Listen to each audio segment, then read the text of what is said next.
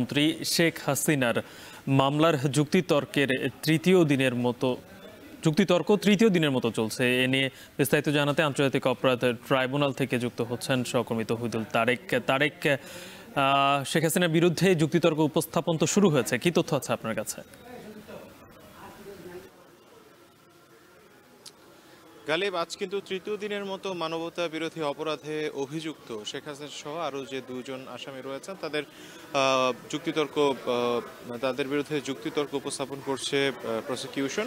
আজকে তৃতীয় দিন মূলত প্রসিকিউশনের পক্ষ থেকে আন্তর্জাতিক মানদণ্ড অনুযায়ী মানবতা বিরোধী হতে যে ধরনের শর্তগুলো প্রয়োজন সেই শর্তগুলো উল্লেখ করা হয়েছে এবং একই সাথে সে শর্তের সাথে গেল জুলাই আগস্ট আন্দোলনে ফ্যাসিস্ট পতিত সরকারের যে ধরনের আচরণ ছিল, যে ধরনের হত্যাযোগ্য এবং ছিল সেগুলোর সাথে মিলিয়ে কিন্তু এগুলো বলা হচ্ছে যে কিভাবে তারা আন্তর্জাতিক মানদণ্ডগুলো পূরণ করেছে, যা আসলে আন্তর্জাতিক মানদণ্ড অনুযায়ী মানবতা বিরোধী অপরাধ।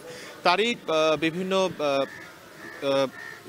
হিসেবে তারা বিভিন্ন রেফারেন্স উল্লেখ করছেন, বিভিন্ন সাক্ষীদের বক্তব্য উল্লেখ করেছেন। একই সাথে সে সময়কার আবু সাঈদের হত্যার পর মেডিকেল রিপোর্ট নিয়ে যে ধরনের কারসাজি করার চেষ্টা করা হয়েছে সেই উদাহরণটি টানার চেষ্টা করা হয়েছে।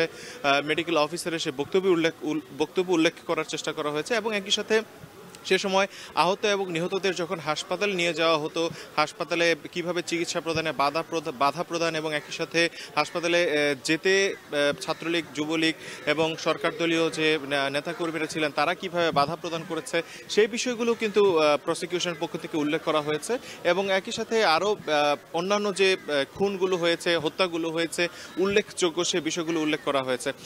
আহত যারা হয়েছেন, যারা তাদের চোখ হারিয়েছেন তাদের সাক্ষীগুলো রেফার করা হচ্ছে এবং একই সাথে কিন্তু যে চিকিৎসকরা ছিলেন যে সময় তারা চিকিৎসা দিয়েছেন ঢাকা মেডিকেল সহ ঢাকার বিভিন্ন হাসপাতালে যে সাক্ষীরা রয়েছেন চিকিৎসক, সেই সাক্ষীদের বক্তব্য কিন্তু তুলে ধরা হয়েছে প্রসিকিউশনের পক্ষ থেকে।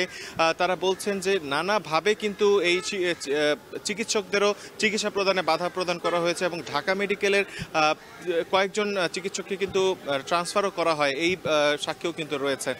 এবং এই আজকের যে শুনানি, আজকে যে যুক্তিতর্ক কিন্তু প্রসিকিউশনের পক্ষ থেকেই চলবে এবং আগামীকাল খুব সম্ভবত আসামি পক্ষ থেকে যুক্তিতর্ক উপস্থাপন করা হবে। এই ছিল আমার কাছে সর্বশেষ। আন্তর্জাতিক অপরাধ ট্রাইব্যুনাল থেকে যুক্ত ছিলেন তৌহিদুল তারেক।